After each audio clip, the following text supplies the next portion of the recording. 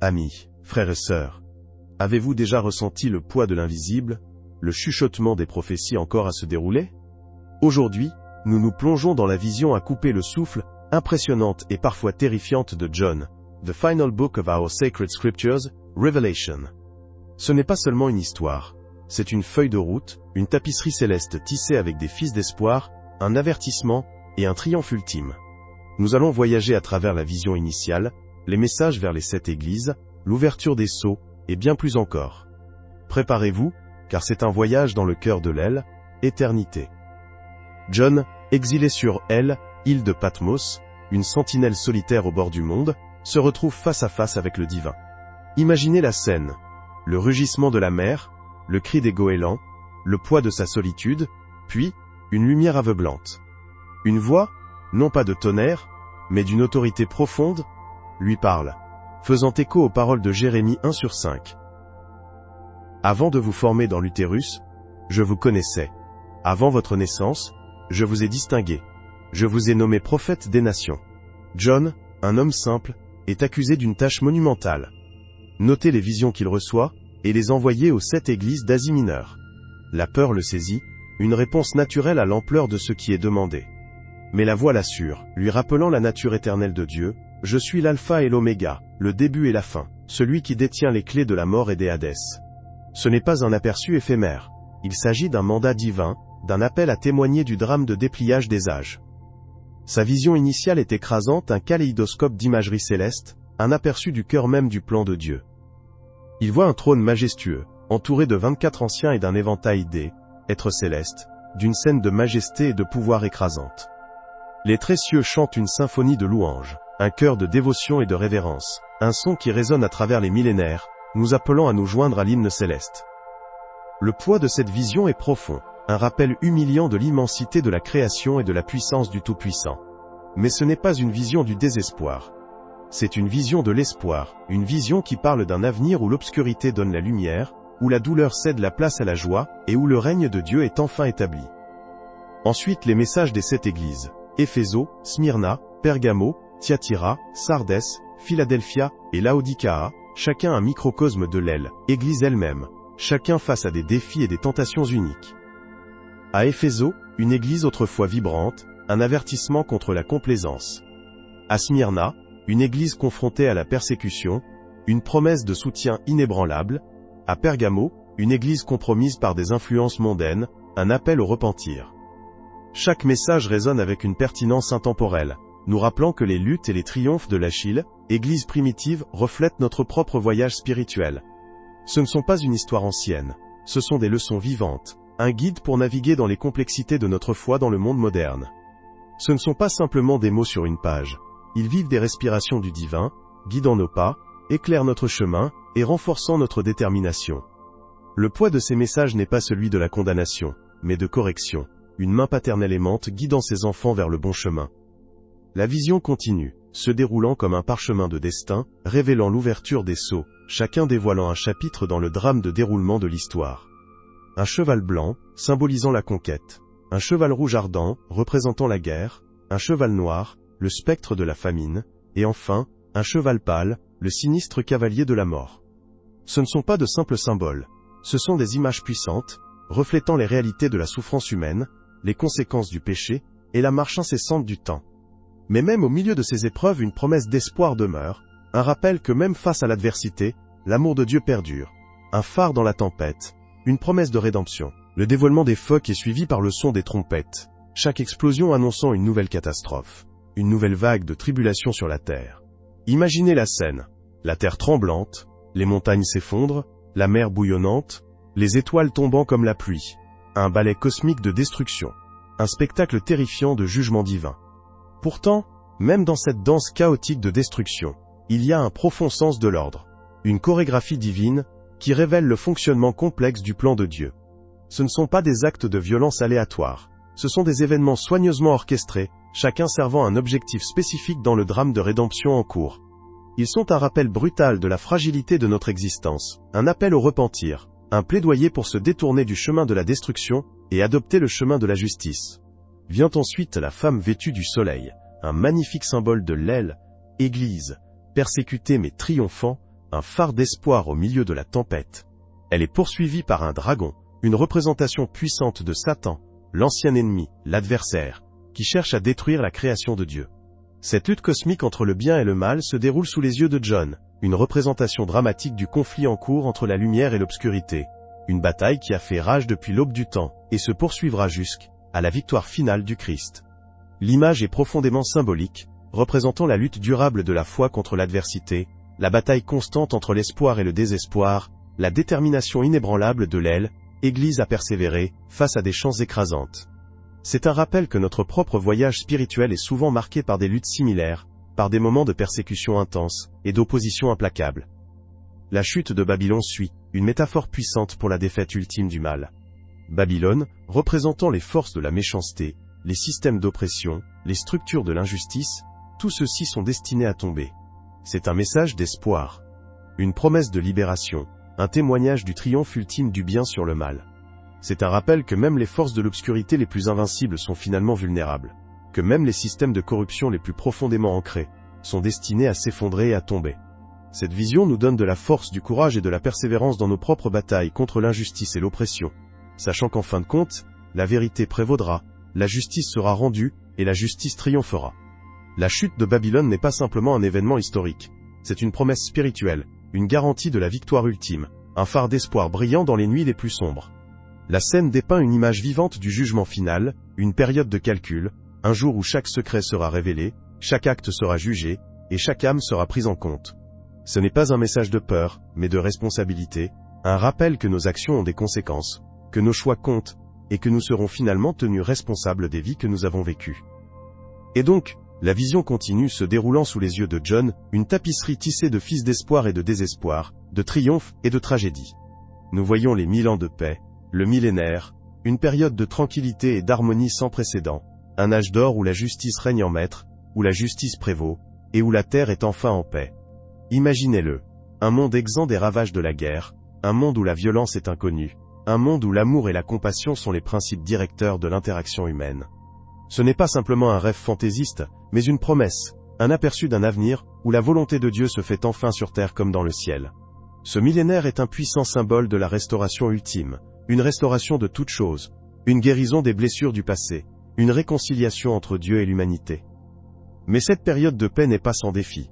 Le dragon, toujours vigilant, toujours rusé, reste une menace cachée, un rappel constant que la bataille entre le bien et le mal n'est jamais vraiment terminée. Il est lié, mais pas détruit. Son pouvoir a diminué, mais non éteint. Il attend, attendant son temps, complotant son retour, un rappel constant du danger omniprésent de recul, de complaisance, d'oublier les leçons apprises. Cette présence constante de l'ennemi, même pendant une période de paix inégalée, nous apprend l'importance de la vigilance, la nécessité de rester alerte, la nécessité de se prémunir constamment contre les chuchotements insidieux de la tentation. Même au milieu du paradis, nous devons rester vigilants, car l'ennemi cherche toujours une occasion de semer la discorde et la destruction. Le jugement final suit ensuite, une scène d'intensité à couper le souffle et une signification profonde. Les morts sont ressuscités, les livres sont ouverts et chaque âme est jugée selon ses actes. Ce n'est pas un moment de punition arbitraire, mais un moment de justice parfaite, un moment où chaque action, chaque pensée, chaque intention est pesée à échelle de la justice divine. C'est un rappel brutal de l'importance de vivre une vie d'intégrité, de lutter contre la justice, de rechercher la justice et la compassion dans toutes nos transactions. La scène met l'accent sur les conséquences profondes de nos choix, la responsabilité ultime de nos actions et la réalité incontournable que nous tiendrons tous un jour devant le siège de jugement du Christ. C'est un appel à vivre chaque jour avec un but, avec intention, avec une conscience des implications éternelles de nos choix. Ce n'est pas un appel à la crainte, mais un appel à la responsabilité, un appel à vivre une vie digne de la grâce et de la miséricorde qui a été librement donnée. La vision ne s'arrête pas là, bien sûr, mais continue de se dérouler, peignant une image d'un nouveau ciel et d'une nouvelle terre, d'un monde transformé, d'un monde restauré, d'un monde entier. C'est la promesse ultime, l'espoir ultime, la destination ultime de notre foi. Un monde au-delà de nos rêves les plus fous. Une réalité qui transcende notre compréhension actuelle.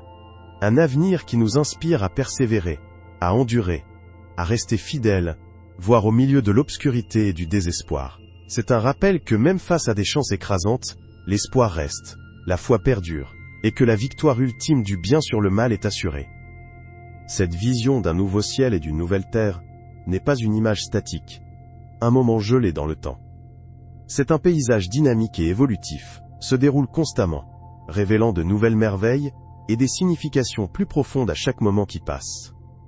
Imaginez un monde où l'air même chante avec l'harmonie de la création, où chaque lever de soleil est un chef-tasse, œuvre à couper le souffle, où les rivières coulent avec de l'eau vive, nettoyant et restaurant tout ce qu'ils touchent. Des écosystèmes vibrants d'images grouillant de vie, une symphonie de couleurs et de sons, une tapisserie tissée avec les fils de biodiversité, au-delà de notre compréhension actuelle. Pensez aux villes construites non en béton et en acier, mais des matériaux vivants, des structures qui respirent et grandissent, qui s'harmonisent avec le monde naturel. Ce ne sont pas de simples fantasmes, mais des aperçus dans une réalité où la rupture de notre monde est guérie, où les cicatrices du péché sont effacées, et où la création elle-même se réjouit dans son objectif renouvelé. Mais cette création renouvelée n'est pas simplement un paradis passif. C'est un monde de participation active, un monde où chaque individu joue un rôle vital dans le déploiement continu du plan de Dieu. Nous ne sommes pas de simples spectateurs dans cette nouvelle création, mais des participants actifs, des co-créateurs aux côtés de Dieu, travaillant ensemble pour provoquer la plénitude de son royaume. Imaginez les possibilités. Le potentiel de créativité, pour l'innovation, pour la collaboration à une échelle jamais témoin auparavant. Imaginez les progrès de la science, de l'art et de la technologie, tous motivés par un amour pour Dieu, et le désir de servir l'humanité. Imaginez un monde où la connaissance est librement partagée, où la sagesse guide nos actions, et où la compassion motive nos actes. Ce n'est pas un monde de l'oisiveté, mais un monde d'activité déterminée, un monde où nos talents et nos capacités sont utilisés à leur plein potentiel, le tout pour la gloire de Dieu, et le bénéfice de toute création. Cette nouvelle création est également un lieu de relations profondes, un endroit où l'amour règne en maître. Imaginez un monde exempt de la douleur de la solitude, de l'isolement et de l'aliénation. Un monde où chaque individu est chéri, valorisé et respecté. Imaginez les communautés fondées sur la confiance mutuelle, la compréhension et le soutien. Un monde où le pardon coule librement, où la réconciliation guérit des blessures profondes et où l'empathie se répartit. C'est un monde où les liens de la famille, de l'amitié et de la communauté sont renforcés, où l'amour transcende toutes les frontières, et où l'amour de Dieu imprègne tous les aspects de la vie. C'est un monde où la rupture des relations humaines est guérie, où les cicatrices du conflit sont effacées, et où la paix règne en maître. C'est une vision qui nous inspire à travailler vers un monde meilleur, même maintenant, dans notre réalité actuelle. Le voyage vers cet avenir n'est pas sans ses obstacles, ses défis, ses épreuves. Mais la destination ultime, la promesse d'un nouveau ciel et d'une nouvelle terre, alimente notre espoir, renforce notre détermination et nous inspire à continuer la lutte pour la justice, la paix et la réconciliation. La vision est une balise, nous guidant dans l'obscurité, illuminant le chemin à suivre, et nous rappelant la victoire ultime qui attend. Pensez aux implications d'un monde où la rareté est une chose du passé. Plus de faim, plus de pauvreté, plus de lutte désespérée pour la survie. Imaginez un monde où les ressources sont gérées de manière durable, où l'innovation fournit des solutions aux défis du changement climatique et de la dégradation de l'environnement.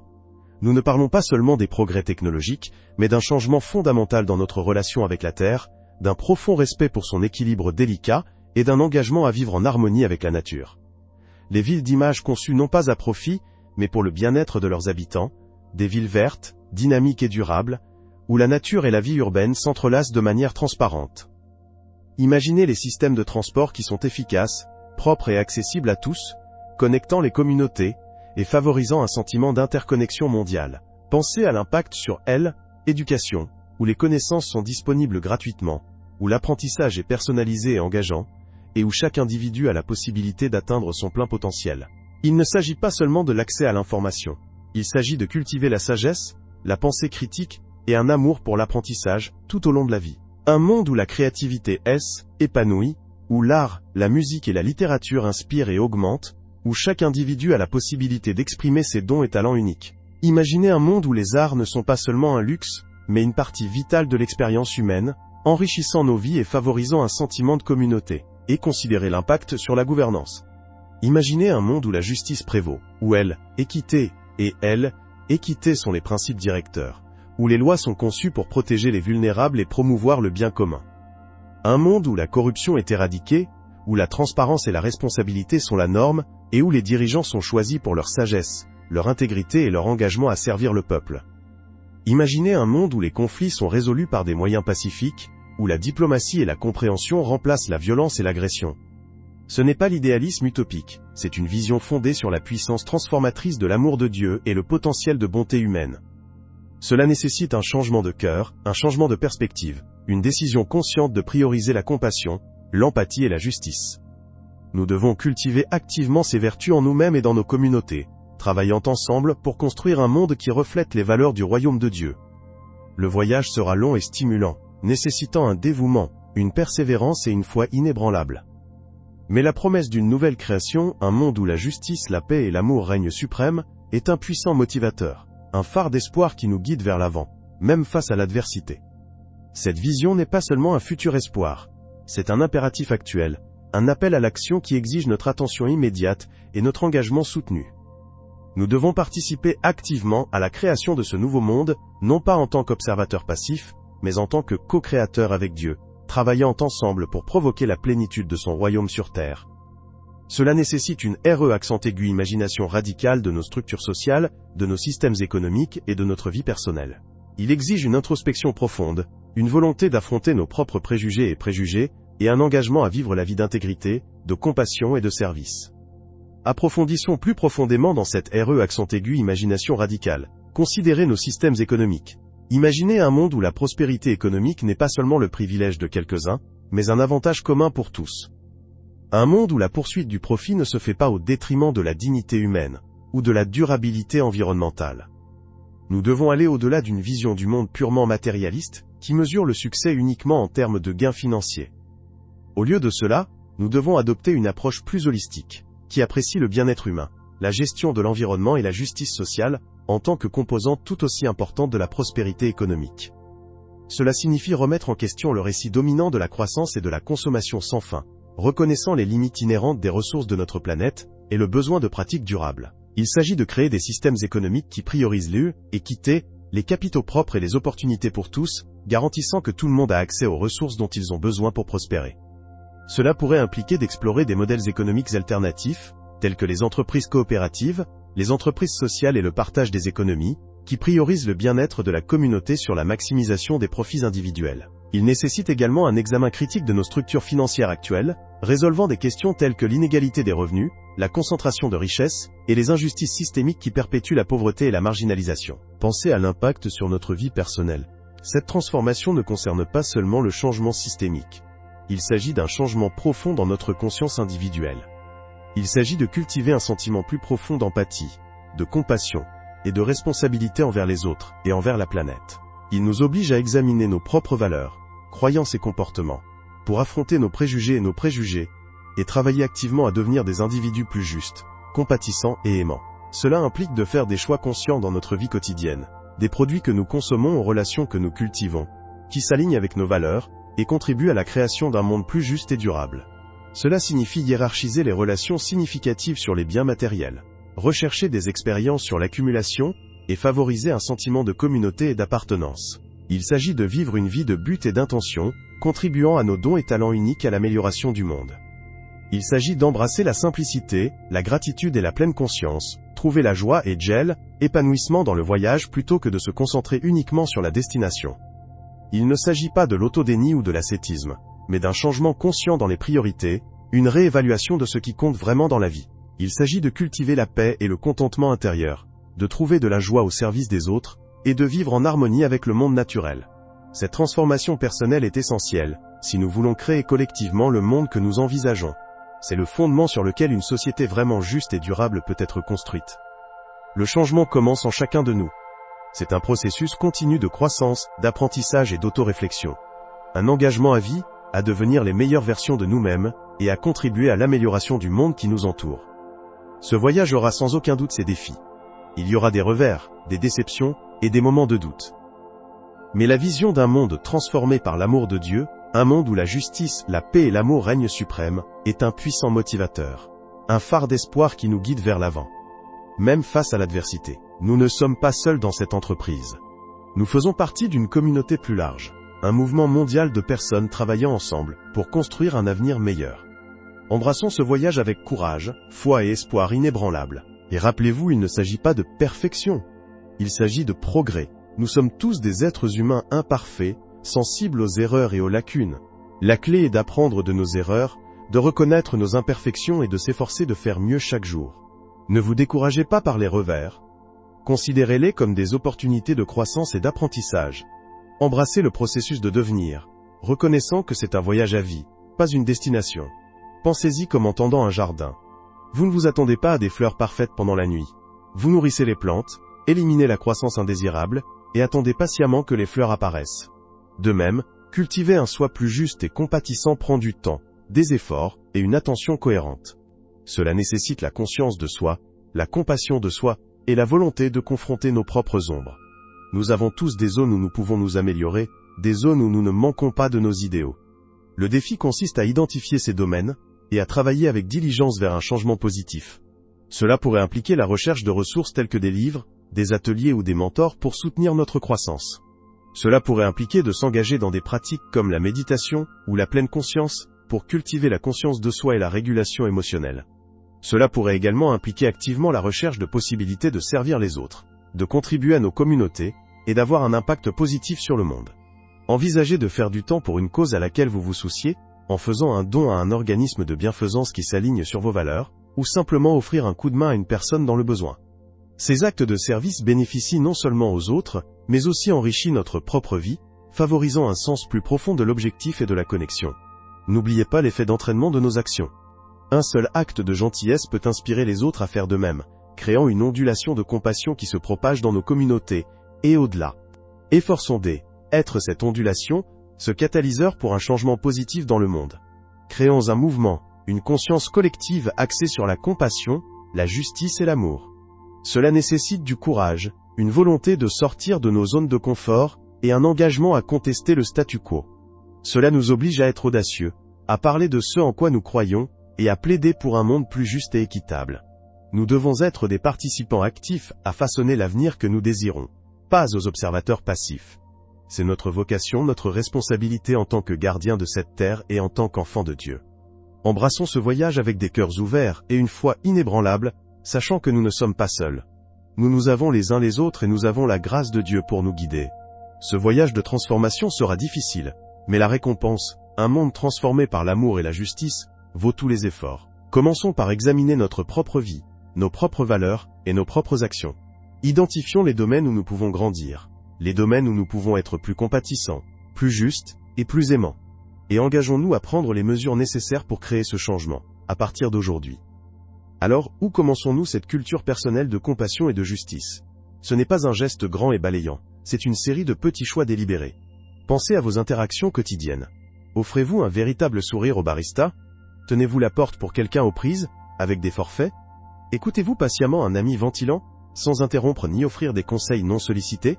Ces actions apparemment insignifiantes sont les éléments constitutifs d'un monde plus compatissant. Ce sont les graines que nous plantons dans le terrain fertile de notre vie quotidienne. Et tout comme un jardinier s'occupe de leurs plantes, nous devons nourrir ces actes de gentillesse, leur permettant de grandir et de épanouir. Considérez vos habitudes de consommation. Où va votre argent? Soutenez-vous les entreprises qui s'alignent sur vos valeurs? Les entreprises qui hiérarchisent les salaires équitables, les pratiques durables et l'approvisionnement éthique? Notre pouvoir d'achat est un puissant outil de changement social. En choisissant de soutenir les entreprises qui priorisent les pratiques éthiques et durables, nous participons activement à la création d'un monde plus juste. C'est un petit acte, mais multiplié par des millions, il devient une force puissante. Pensez à votre engagement dans les questions sociales et politiques. Êtes-vous informé des défis auxquels sont confrontés votre communauté et le monde? Vous engagez-vous dans un dialogue respectueux avec ceux qui ont des points de vue différents? Comprendre différentes perspectives est crucial pour favoriser l'empathie et trouver un terrain d'entente. N'oubliez pas que même lorsque nous ne sommes pas d'accord, nous pouvons nous efforcer de respecter le respect et la compréhension mutuelle. Nous pouvons apprendre des expériences et des perspectives de chacun, même si nous ne sommes pas toujours d'accord. Il ne s'agit pas d'être parfait. Il s'agit de rechercher des progrès. Nous ferons des erreurs. Nous manquerons de nos idéaux. Mais ça va. Le voyage vers un procédé plus compatissant et juste est un processus à vie, pas une destination. Il s'agit d'apprendre de nos erreurs, de nous pardonner, et de continuer à s'efforcer d'améliorer. Il s'agit d'embrasser l'imperfection et de reconnaître que nous sommes tous des travaux en cours. N'oubliez pas l'importance des soins personnels dans ce voyage. Nous ne pouvons pas verser d'une tasse vide. Priorisez votre bien-être physique et mental. Prenez du temps pour des activités qui nourrissent votre âme. Que ce soit passer du temps dans la nature, s'engager dans des activités créatives ou se connecter avec des êtres chers. Un moi sain et équilibré est mieux équipé pour cultiver la compassion et la justice dans le monde. L'autocompassion est également cruciale. Soyez gentil avec vous-même, pardonnez-vous pour vos lacunes et célébrez vos succès, peu importe la taille. Et enfin, rappelez-vous le pouvoir de la communauté. Nous ne sommes pas seuls dans ce voyage. Entourez-vous de gens qui vous inspirent, qui vous défient et qui vous soutiennent. Trouvez une communauté qui partage vos valeurs et votre engagement à créer un monde plus juste et compatissant. Partagez vos expériences, apprenez des autres et soutenez-vous mutuellement dans vos efforts. Cet effort collectif, ce voyage partagé, amplifiera notre impact et soutiendra notre engagement à créer le monde que nous envisageons. Ce n'est pas une mission solo, c'est une entreprise collective qui nécessite une collaboration, une compréhension et un soutien mutuel. Profitons ce chemin ensemble. Maintenant, approfondissons le concept d'engagement communautaire. Pensez aux problèmes spécifiques qui résonnent le plus profondément avec vous. Est-ce la protection de l'environnement? Peut-être que cela plaide pour des logements abordables dans votre ville, ou se battant pour la réforme de la justice sociale au niveau national. Identifiez les causes qui enflamment vraiment votre passion, et trouvez des moyens de participer activement. Cela pourrait impliquer de porter votre séjour dans une organisation locale, de faire un don à un organisme de bienfaisance pertinent, ou même de sensibiliser simplement à des conversations avec des amis et de la famille. N'oubliez pas que même de petites actions peuvent avoir un effet d'entraînement. Vous pourriez peut-être créer un bac à compost à la maison en réduisant votre empreinte environnementale. Vous pourriez peut-être organiser un nettoyage de quartier, embellir votre communauté et favoriser un sentiment de responsabilité partagée. Ou vous pouvez rédiger une lettre à vos élus, exprimant vos préoccupations et plaidant pour le changement. Ces actes apparemment insignifiants, lorsqu'ils sont multipliés dans une communauté, peuvent créer un changement positif significatif. Considérez le pouvoir de la narration. Le partage de vos expériences, vos difficultés et vos triomphes peuvent inspirer les autres à agir. En partageant votre récit personnel, vous pouvez vous connecter avec les autres à un niveau plus profond, favorisant l'empathie et la compréhension. Pensez aux histoires que vous avez entendues qui vous ont déplacé à l'action. Qu'est-ce que cela a résonné si profondément?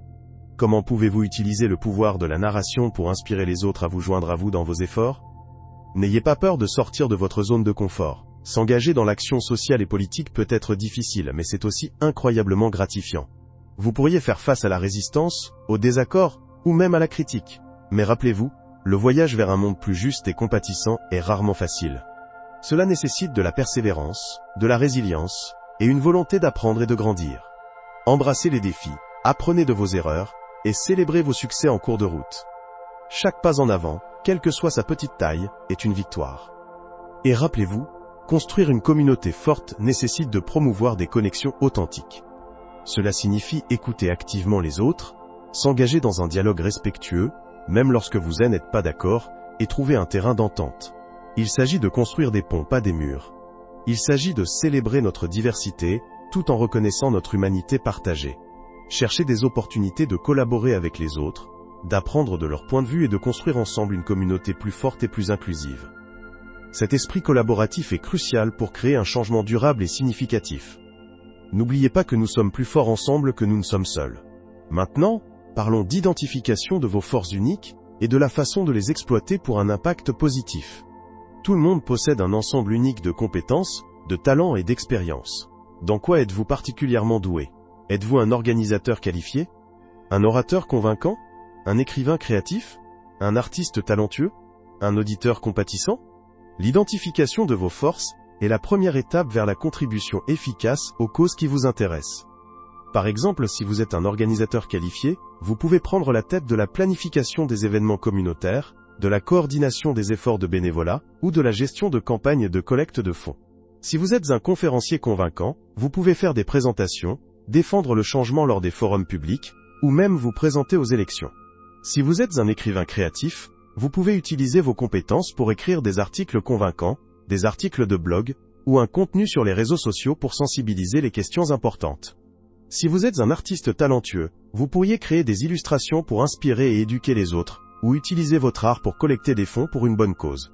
Et si vous êtes un auditeur de compassion, vous pourriez offrir un soutien et des conseils à ceux qui en ont besoin, en favorisant un sens de la communauté et de l'appartenance.